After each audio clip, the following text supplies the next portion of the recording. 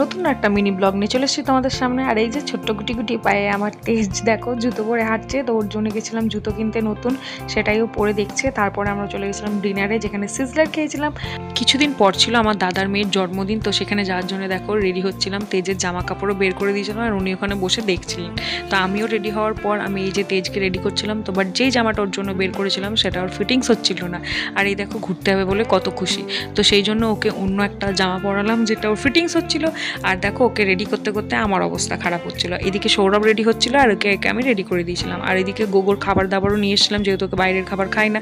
আর দেখো ওইখানে গিয়েও কাউকেই চিনতে পারছে না, যেখানে সবাইকেই ও দেখে ও মুখ লুকাচ্ছে। আর এই যে এইটা আমাদের ছোট্ট কিউট বেবি, তো এটা হচ্ছে গোগোর বনু।